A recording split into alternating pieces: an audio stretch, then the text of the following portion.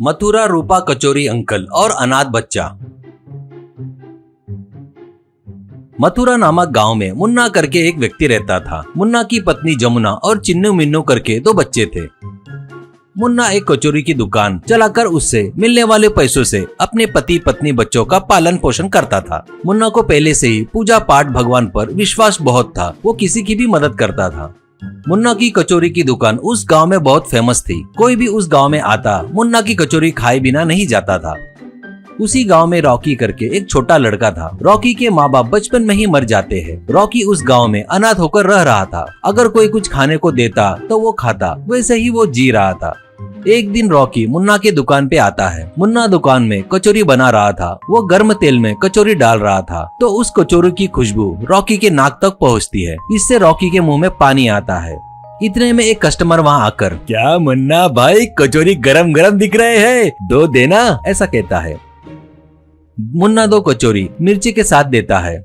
वो खाकर वो आदमी, अरे वाह, कचोरी बोले तो तू बनाया हुआ कचोरी है, कहीं भी खाए तो ऐसा टेस्ट नहीं मिलता, ऐसा कहता है। मुन्ना खुश होता है। तभी और एक कस्टमर, मुन्ना थोड़ा और कुरकुरा बनाओ, ऐसा कहता है। मुन्ना उसे कुरकुरी कचोरी देता है। वो खाकर, सच में लाजवाब है ये कचोरी, ऐसा कहता है। ये बातें सुन रहे रॉकी को और भूख बढ़ जाती है।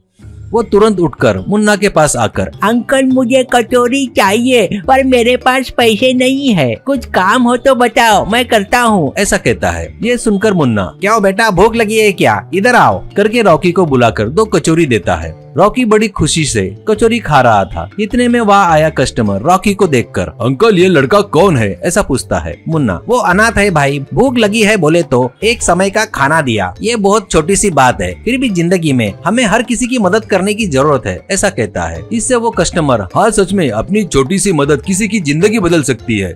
मुन्ना और कस्टमर पलटकर देखते हैं तो रॉकी खुश होकर हंसते हुए कचौरी खा रहा था।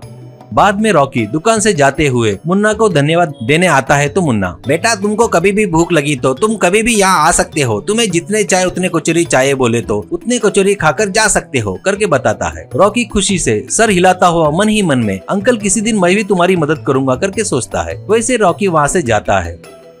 वैसे गया सो रॉकी एक दुकान में जाकर उस दुकान मालिक से, यार कुछ काम हो तो बताओ, करके पूछता है। उससे दुकान का मालिक उसे अपने पास काम पर रख लेता है। ऐसे कुछ सालों बाद रॉकी बड़ा हो जाता है और खुद की एक दुकान डालता है। एक दिन रॉकी मुन्ना के गांव में आता है और वहाँ मुन्ना के पास जाकर कचौरी का ऑर्डर देकर कचौरी खाता है। अब रॉकी, अंकल मैं रॉकी हूँ, कहता है तो मुन्ना, कौन रॉकी बेटा, मुझे तो कुछ याद नहीं है, ऐसा कहता है। एक दिन भूखा था तो आपके पास आकर आपने दिए सो कचौरी खाया था, तब आपने कई सौ बातों से मैं बहुत इंस्पायर हुआ। उतना ही नहीं, आपने मुझे जब भी जी करे आकर खाना बोले थे। जिंदगी में कुछ ना कुछ कभी न कभी किसी की मदद करना चाहिए बोले थे। वो बातें मैं अपनी जिंदगी में याद करके रख लिया। अभी खुद का बिजनेस कर रहा हूँ, मुझसे जितना होता है मैं उतनी मदद कर रहा हूँ, ऐसा बताकर मुन्ना के पैर पड़कर आशीर्वाद दीजिए, ऐसा कहता है। इससे खुशी के मारे मुन्ना को क्या कहे शब्द नहीं मिल रहे थे। वैसे ही जिंदगी में सभी को किसी भी समय मदद की जरूरत रहती है। आज आपके पास कुछ नहीं होगा शायद, पर आपके दिल में मदद करने की नियत होनी चाहिए, करके मुन्ना रॉकी से कहता है।